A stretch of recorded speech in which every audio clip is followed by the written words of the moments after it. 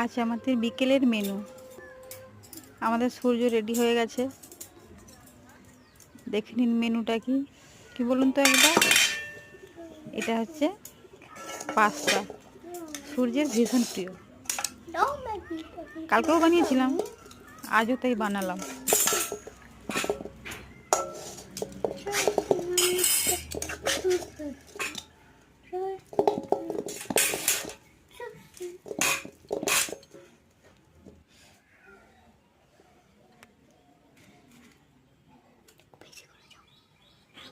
দেখছেন, ও বলছে একটু বেশি করে দাও। ওর এতই প্রিয় এটা, এই জন্য ওর বাটি ভর্তি করে চাই।